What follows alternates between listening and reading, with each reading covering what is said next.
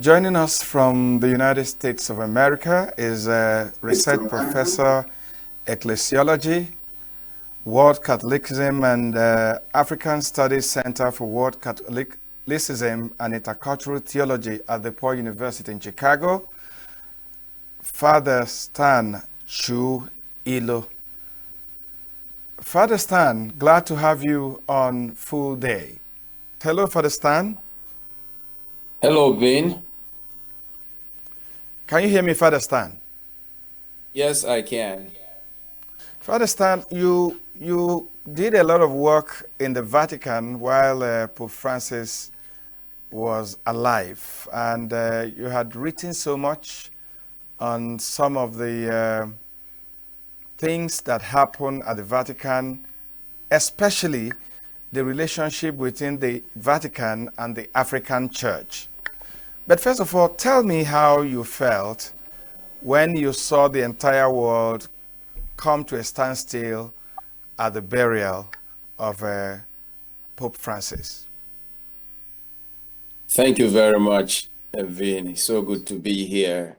Um, I think that the global outpouring of love, emotion for Pope Francis is, for me, a vindication of what he represented, because I have never seen a pope that had faced so much internal criticism as well as external criticism.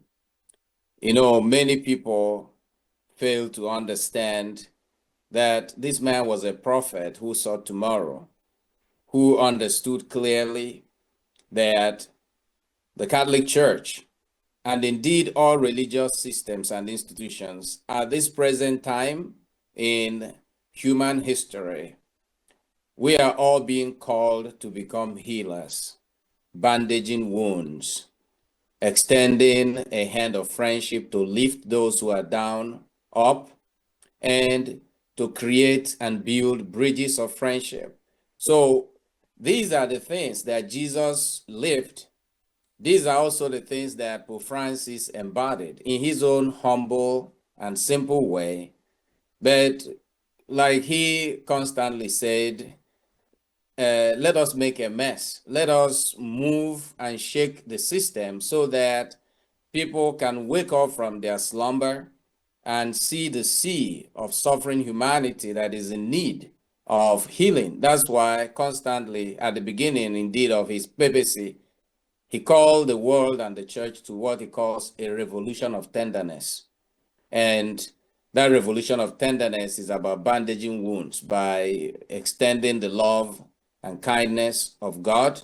It is not about watering down the faith. Actually, Pope Francis never changed any single Catholic doctrine, as some of his detractors have charged against him. But he said the church is not just about the logic of law, but rather the logic of love. So that outpouring, seeing so many people from all over the world, seeing thousands of people, they have never seen anything like that in Rome. I think the last time that Rome's street were lined up to welcome or say goodbye to a pope will go back into the late 18th century. Pope Pius the Sixth, who had died in violence, and then he had to be brought back by Pope Pius the Seventh because of the crisis of the papacy at that time. So this was a vindication of a life well lived, and that the message of Pope Francis is a message that resonated with many people across the world, across religions, across races, across nations. He indeed was, like many people have said, a pope of the world and a pope of the poor. This was a man who tried to remove all the ostentatious things that had to come with the papacy, with the position of being pope. And he did a lot of ordinary things. I was just watching a report sometime this morning where I found out that Pope Francis called a Catholic church in Gaza in the last 1 year or more. He called them every night at 8 o'clock. Every night at 8 o'clock, calling them for the last time on Saturday, 2 days before his death on Easter Monday. Was this, part of that people's pope that Pope Francis had become over these years? Yes, and I would think also that he did not just become this way when he became a pope. This has been the way he lived his life. One of the most important documents produced in the Catholic Church in Latin America is the Aparecida document, authored by Pope Francis, that emphasized what in ordinary term you will call theology of the people. That is, that it is us, not just a few of us, but all of the people. I mean, some will accuse him of being a Peronist, that populist government in Argentina that was revolutionary in trying to focus both the socio-economic programs and policies on the people. But for Pope Francis, what he did, calling Holy Trinity Church, the people in Gaza every day, was typical. Pope Francis, as many of you will remember, that on Holy Thursday, the last visit he made outside of the Vatican was to a prison. He had no energy, but he insisted on going to be with the prisoners. And while he was leaving, the journalists were asking him questions. Why do you keep on coming here? He said, every time I come here, I ask the good Lord, why them and not me?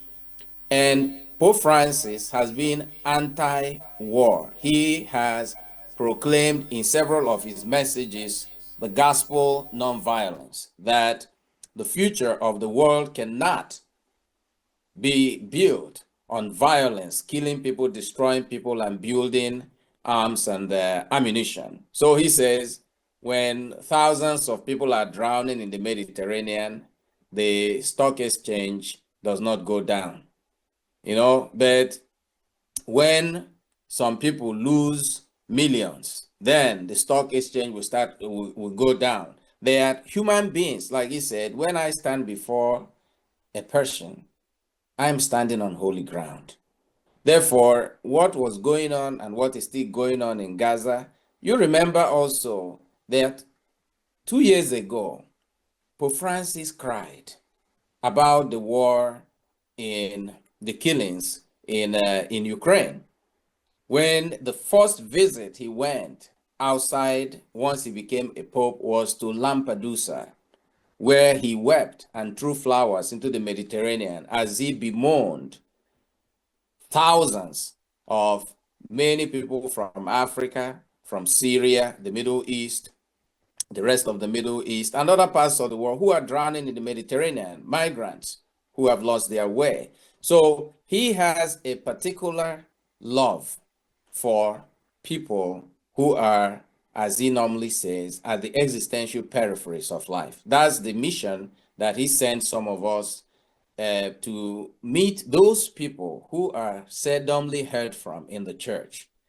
Prisoners, the elderly, people who are in detention camps, migrants, LGBTQ community members, people who have left the church, who have left the priesthood or the religious life. And for him, it's not about endorsing any lifestyle. People misunderstand him. He says 2 years ago, and that resonates with me constantly, during the World Youth Day in Lisbon, Portugal, on exactly August the 3rd, 2023, at a speech he gave to young people. He used the word 3 times, todos, todos, todos. That is saying all of us, All of us, all of us. And he asked the young people to repeat after him, all of us, that the church is for all of us. And the church is a home for all of us because God knows each person, he says, by name. And he asked them, say again, God knows you by name. What is he doing? It is saying clearly, every human being is a child of God. What you do is also important, but first of all is to recognize that whether you are good or bad, whether you are young or old, whatever your socioeconomic status, that human beings should not just be expendable, but rather should be prized. Okay, Father Stan, if you can hear me, let's just conclude our conversation with some insight on what you think will happen to all the initiatives that this late Pope had taken to bring the Catholic Church closer to places where people felt distant from the Catholic Church, especially his initiatives in Africa. Do you think that when we have a new Pope, that there's a tendency that this new Pope will continue on some of those initiatives that Pope Francis had initiated? I think so, because one of the most, I think, enduring legacies of Pope Francis was the extensive consultation of all the Catholic faithful throughout the world between 2021 and last year, 2024, the Synod on Synodality. And that Synod on Synodality produced a very important document. So we are in the process of implementing the decisions, not of Pope Francis, it is the decision of the whole church, that we need to be a welcoming church, a church where everyone's gifts and talents are embraced with the same generosity, kindness, and consideration, a church of co-responsibility, a church of solidarity, and a church of synodality. That is a listening church.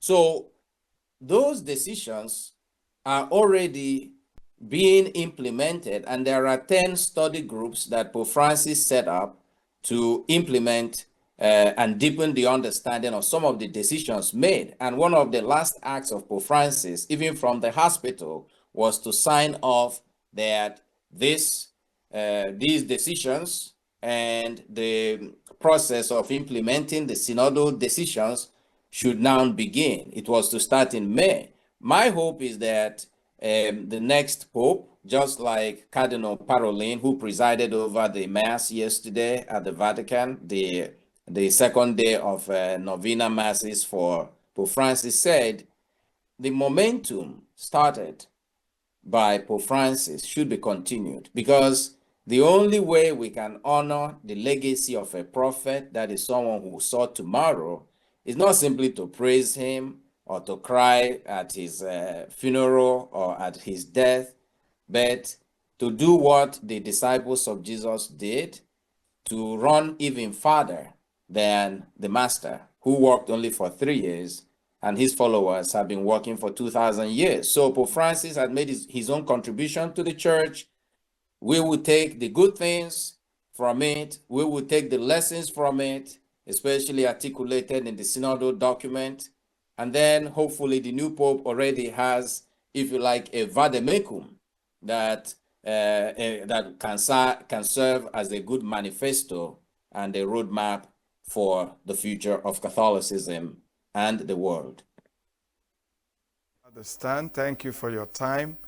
And I know how passionate you've been about the work you and your colleagues have done with the Pope, and I know how sad this period is for you. Thank you for joining us, and we hope that people like you will continue to write and then to look for that silent majority in the church. Thank you for having me. Thank you.